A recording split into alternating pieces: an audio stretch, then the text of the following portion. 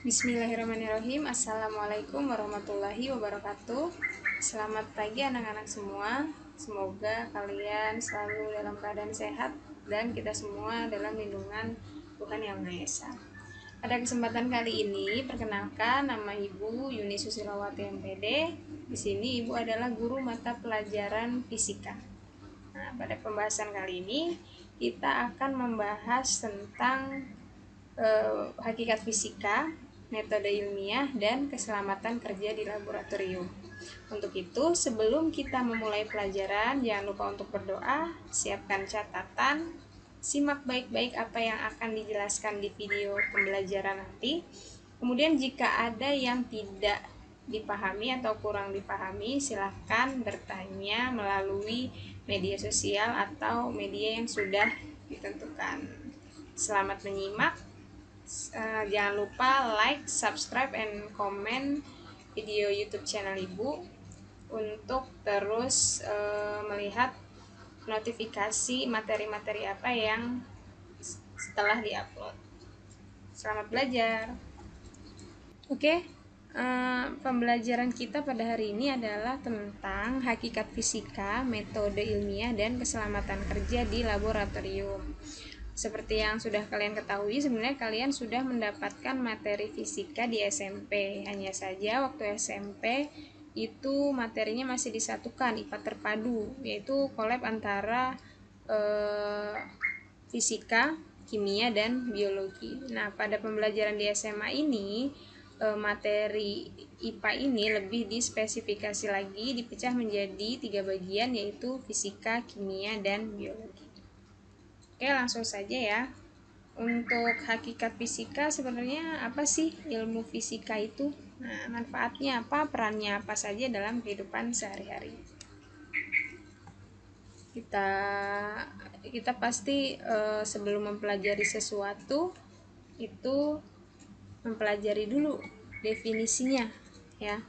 Definisi fisika, kemudian manfaatnya apa saja, kemudian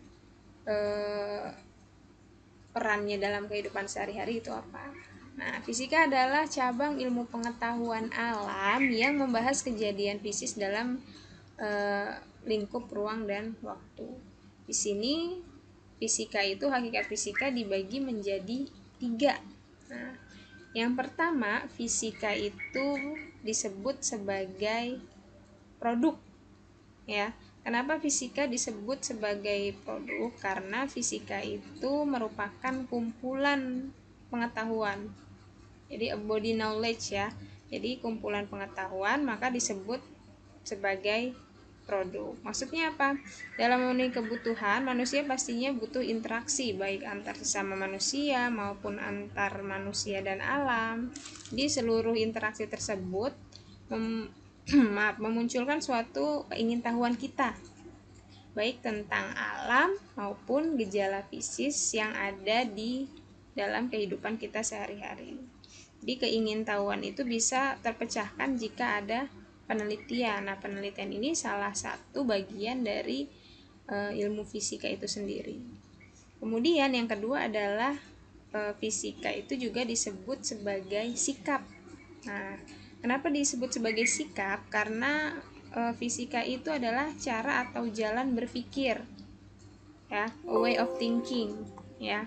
Jadi fisika itu sebagai jalan untuk berpikir. Maksudnya apa? Melalui pemikiran, seseorang mampu bersikap dan bertindak sehingga bisa melakukan kegiatan ilmiah. Nanti kegiatan ilmiah itu langkah-langkahnya akan dibahas ya. Kemudian yang terakhir itu adalah fisika sebagai proses. Nah, proses di sini maksudnya apa? Yaitu gambaran umum fisika sebagai proses bagaimana cara ilmuwan, peneliti bekerja dalam memecahkan masalah yang ada. Gitu. Lagi-lagi nanti kita bahas secara lebih mendalam di metode ilmiah. Nah, kemudian apa sih tujuan kita belajar fisika? Jadi tujuan pembelajaran fisika yang pertama pastinya terbentuk sikap positif kita terhadap fisika yang menyadari Keteraturan dan keindahan alam semesta ini merupakan kebesaran Tuhan yang Maha Esa. Jadi segala sesuatu yang ada di muka bumi ini termasuk kebesaran Tuhan yang Maha Esa. Semuanya itu sudah ada ketetapannya, termasuk dalam pengukuran itu semua sudah tercantum dalam kalau dalam umat Islam itu sudah tercantum dalam Al-Qur'an ya. Kemudian tujuan pembelajaran fisika yaitu memupuk sikap ilmiah kita. Sikap ilmiah itu berarti sikap yang tidak sembarangan ya, tidak sembarangan bicara tanpa adanya bukti. Itu kita sudah bersikap ilmiah, jujur, berpikir objektif, terbuka, ulet, kritis, dan dapat bekerja sama dengan orang lain. Karena ada kalanya fisika itu kan melakukan praktek. Praktek itu biasanya dilakukan secara berkelompok gitu. Kemudian mengembangkan kemampuan bernalar dalam berpikir analisis induktif dan deduktif. Jadi penalaran kita terhadap sesuatu itu akan terlatih ketika kita mempelajari ilmu-ilmu sains yang ada di fisika. Kemudian menguasai konsep dan prinsip fisika serta memiliki keterampilan dalam mengembangkan pengetahuan. Ya. Next. Selain itu, yang utamanya sebenarnya pembelajaran fisika itu lebih membuat kita untuk berpikir kritis ya. Cabang-cabang ilmu fisika nanti ini bisa kalian cari tahu sendiri ya, definisi-definisinya. Jadi ibu tidak menjelaskan semua, jadi ada beberapa bagian yang harus kalian cari sendiri. Cabang ilmu fisika diantaranya adalah astrofisika, biofisika, fisika medis, fisika material, geofisika, dan fisika optik. Silahkan dicari nanti ini ya, poin-poin ini. Kemudian apa saja peran fisika dalam kehidupan sehari-hari? Yang pertama yang sudah kita rasakan yaitu pengembangan pembangkit listrik dari berbagai energi, PLTU, PLTA, PLTS, dan PLTN. Semua ini sudah kita rasakan manfaatnya ya. Dari yang tadinya kita hanya memakai lampu tempel, sekarang kita sudah pakai listrik untuk menyalakan lampu, televisi, elektronik yang ada di rumah kita, menjadikan kehidupan kita lebih mudah. Kemudian kereta super cepat maglev dengan aplikasi superkonduktor. Pernah lihat nggak? Kalau belum pernah, coba lihat di Google ya.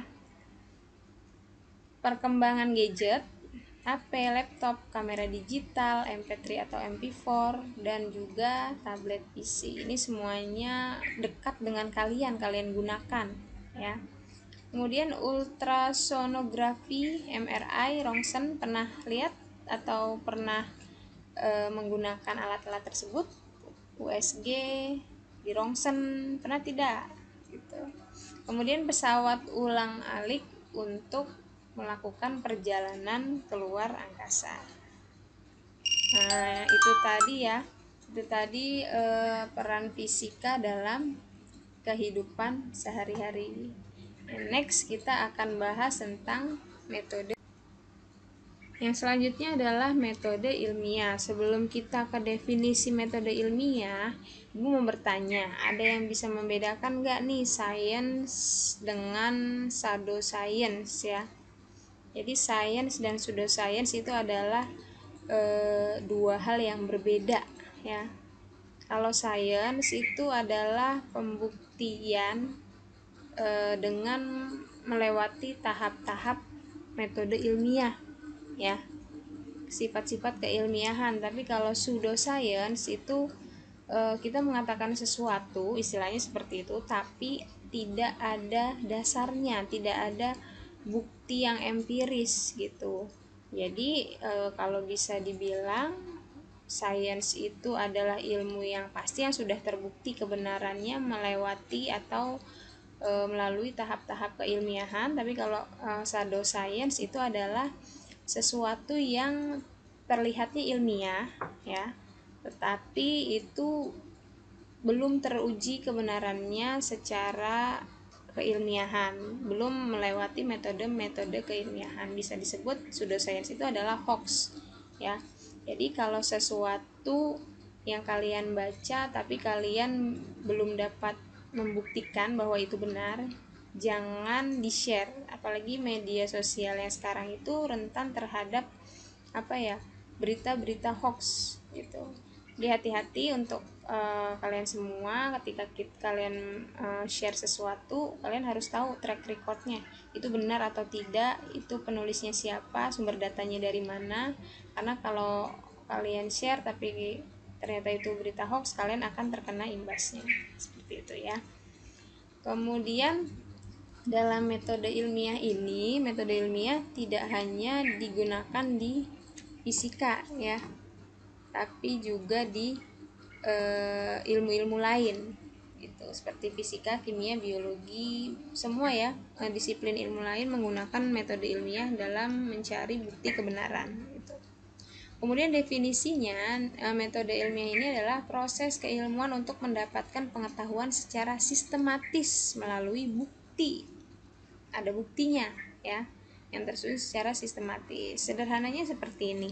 Jadi metode ilmiah itu adalah suatu langkah kerja yang dilakukan oleh peneliti untuk memecahkan permasalahan yang ada. Permasalahan itu datangnya dari mana? Permasalahan itu datangnya dari sesuatu yang tidak seimbang. Kesenjangan antara harapan dan kenyataan itu menimbulkan masalah. Contohnya, ada anak sering masuk ruang BP atau dipanggil BP. Nah, teman-temannya menyimpulkan bahwa itu anak bermasalah. Yang dimaksud bermasalah itu seperti apa definisi masalah? Jadi definisi masalah itu ketika harapan dan kenyataan tidak seimbang. Harapannya si siswa tersebut datang ke sekolah itu tepat waktu, tapi kenyataannya dia selalu terlambat 15 menit, 20 menit, bahkan sampai 1 jam, maka dia disebut anak bermasalah, seperti itu ya. Kemudian kriteria atau ciri-ciri metode ilmiah itu seperti apa? Ya, yang pertama, metode ilmiah itu mengungkapkan fakta ya. Jadi apa yang terjadi di lapangan itu ditulis dengan sebenar-benarnya. Objektif, tidak memandang bahwa subjek yang kita teliti itu adalah kerabat kita, mau kerabat kita, mau orang terdekat kita, kita ungkapkan secara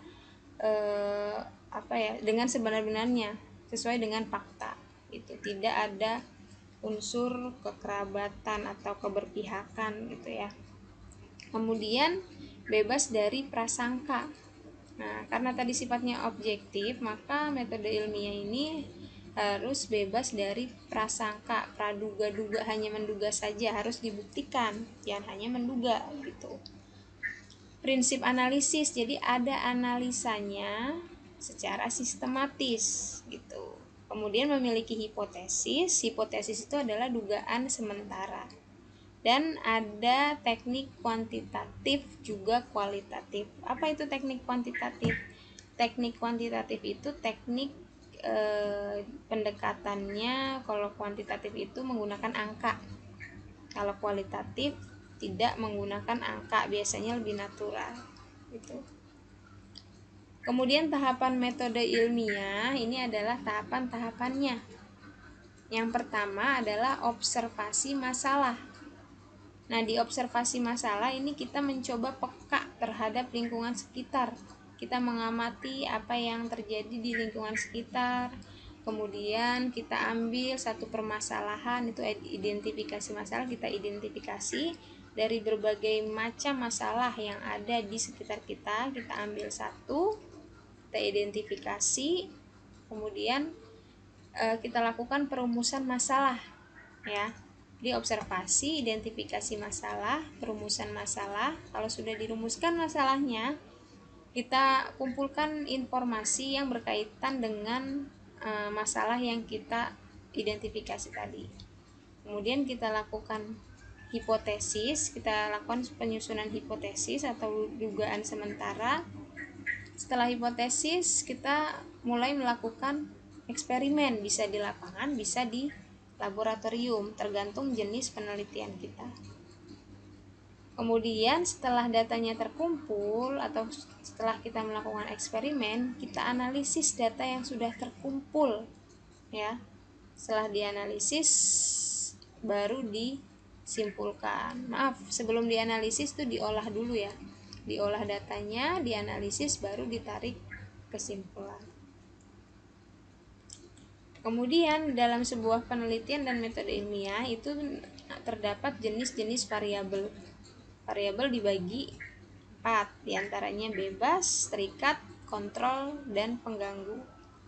Variabel bebas adalah variabel yang mempengaruhi variabel lain.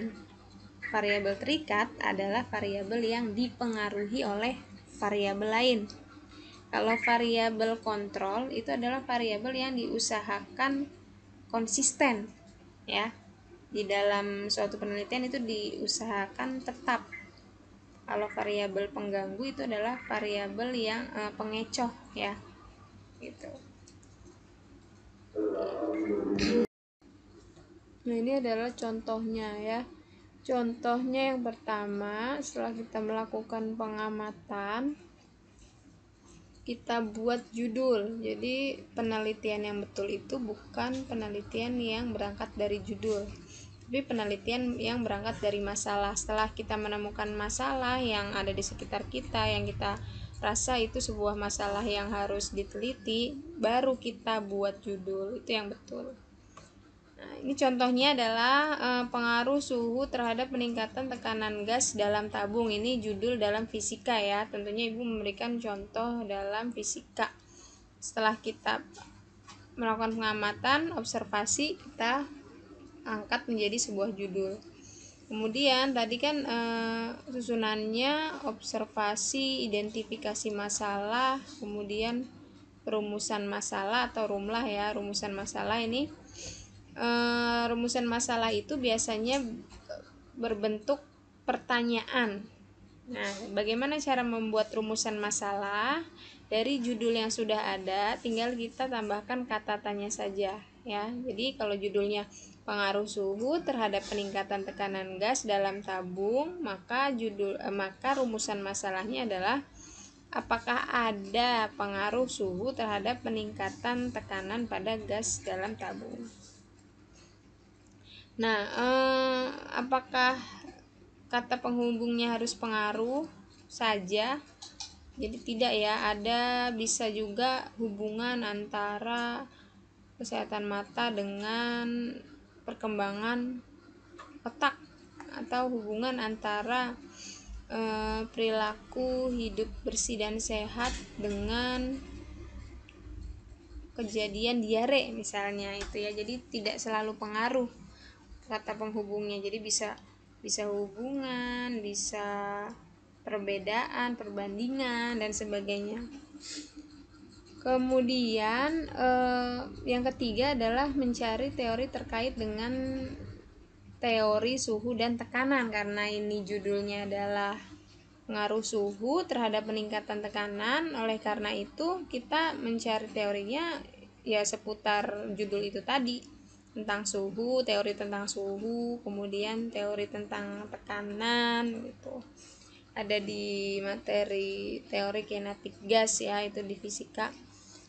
Nah, ini kita analisis dulu nih. Ini ada berapa variabel pengaruh suhu terhadap peningkatan tekanan gas dalam tabung.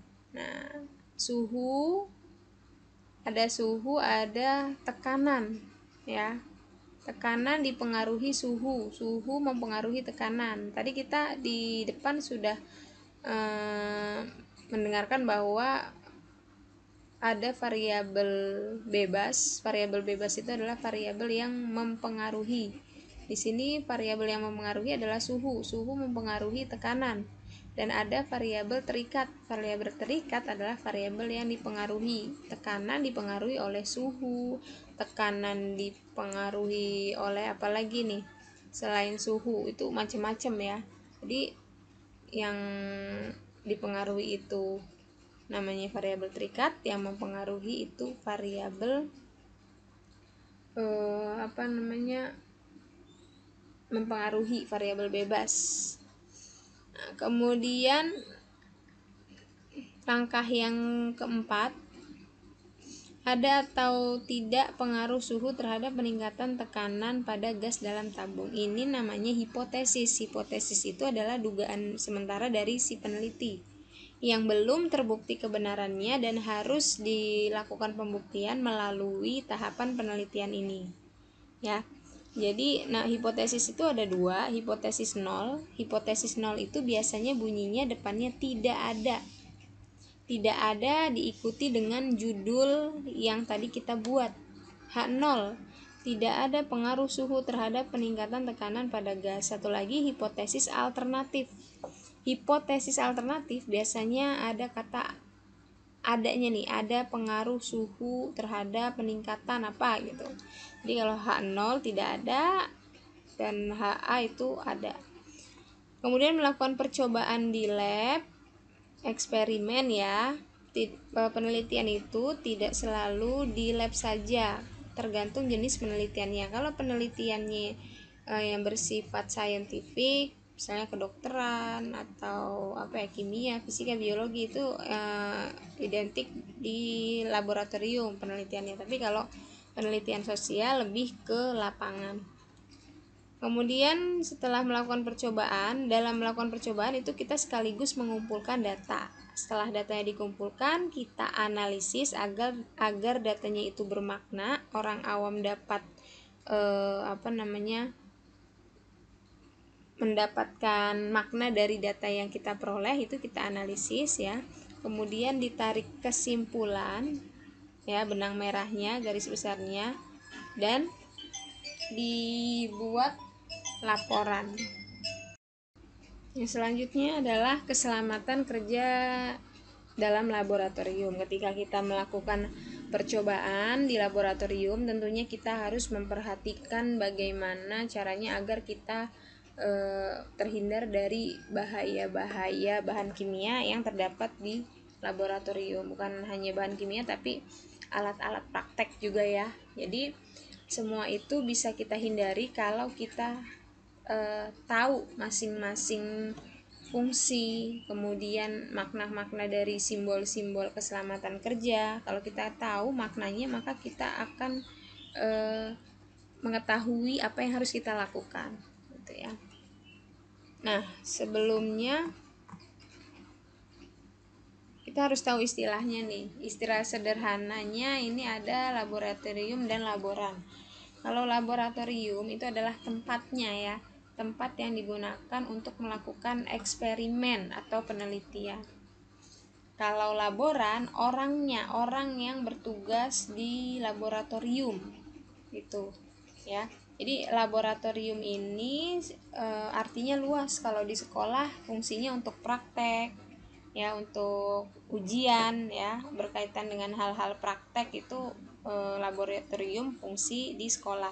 Tapi kalau di rumah sakit, di laboratorium yang klinis itu berfungsi untuk melakukan pengujian sampel. Misalnya kalau di rumah sakit kita tes darah. Nah, sampel darahnya itu diujinya itu di laboratorium rumah sakitnya gitu, bukan untuk sekedar praktek lagi gitu, tingkatannya sudah berbeda. Kalau laboran, orang yang bertugas di laboratorium. Kalau ada satu lagi istilahnya, yaitu praktikan. Praktikan itu adalah orang yang melakukan praktek. Nah, dalam hal ini kalian berperan sebagai praktikan nih nantinya gitu, karena kalian akan melakukan banyak praktek ya, tergantung dari tema-tema pembelajarannya. Nah, untuk terhindar dari bahaya laboratorium ya, ada alat keselamatan kerjanya ya. Ibu yakin kalian sudah tahu, diantaranya jas lab untuk melindungi tubuh, sarung tangan, kacamata pelindung, masker, kain lap yang tahan panas, kotak P3K sebagai antisipasi kalau terjadi kecelakaan. Kemudian alat pemadam api itu harus ada standarnya. Ini alat pemadam api ini harus ada di masing-masing laboratorium. Kemudian aturan keselamatan kerja. Nah, aturan apa saja yang harus kita patuhi? Ini konteksnya Ibu di lingkup laboratorium sekolah ya. Yang pertama, ketika kita ingin melakukan praktek, kita baca dulu semua petunjuk eksperimen dengan cermat. Nah, biasanya guru itu memberikan lembar kerja ya. Itu ada susunan tahapan-tahapan bagaimana cara kita untuk melakukan praktek tersebut. Kemudian selalu gunakan alat keselamatan kerja. Kalau dihimbau memakai jas lab, sarung tangan, masker, nah itu diikuti. Jangan mengatur dirinya sendiri dengan menyepelekan apa protokol dari laboran atau guru pembimbingnya. Kemudian jangan eksperimen tanpa seizin guru. Nah, kadang-kadang ada yang masih iseng ketika belum diberitahukan langkahnya tapi langsung memulai tanpa didasari dengan pengetahuan yang cukup. Jangan berlarian di laboratorium ketika kita membawa bahan kimia, berlari-lari nanti kalau misalnya cairan kimianya itu mengenai teman kita atau mengenai kita sendiri, bahkan itu kan berbahaya karena ada beberapa cairan yang sifatnya iritan gitu ya, membuat iritasi bahkan membuat cacat gitu.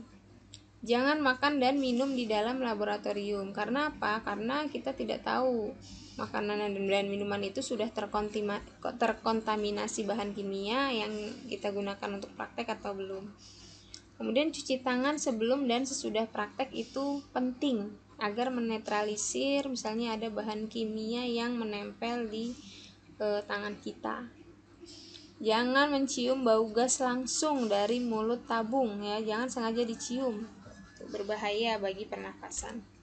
Pastikan tangan kita selalu kering. Kenapa? Karena kita tidak selalu berhubungan dengan bahan kimia, ada kalanya kita berhubungan dengan listrik fisika ya, jadi tangannya harus dipastikan kering agar menghindari kejadian kesetrum.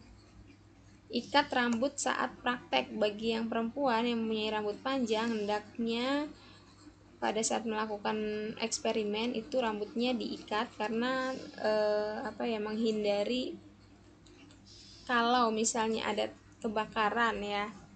Nah, menghindari hal-hal yang rambut masuk ke dalam cairan kimia atau terbakar, itu menghindari hal-hal seperti itu. Jangan mencampur sembarang zat tanpa tahu fungsinya. Sekali lagi, jangan melakukan sesuatu tanpa diimbangi dengan pengetahuan yang cukup. Selalu merapihkan meja kerja setelah praktek. Jangan setelah praktek itu jangan langsung ditinggal begitu saja, dirapikan dulu, dilap, dibuang ya pada tempatnya itu. Selalu padamkan semua pembakar dan listrik. Kalau misalnya kita sudah selesai menggunakan pembakar, dimatikan, memakai listrik dimatikan sebelum keluar dari laboratorium agar tidak terjadi hal yang tidak diinginkan. Nah, ini adalah simbol-simbol keselamatan kerja ya, diantaranya ada eksplosif, kemudian iritan, kemudian ada toksik ya, korosif, itu banyak. Ini ada maknanya nih ya, masing-masing ada maknanya. Nanti ibu tugaskan kalian untuk menyebutkan dari gambar-gambar ini fungsinya apa dan contoh zat-zatnya itu apa saja ya. Jadi sengaja ini ibu hanya memberikan gambar tapi tidak dijelaskan agar kalian mencari tahu sendiri ini fungsinya apa gitu ya. Oke, sekian yang dapat ibu sampaikan, mudah-mudahan dapat bermanfaat. Jika ada yang kurang dipahami silahkan bertanya. Assalamualaikum warahmatullahi wabarakatuh.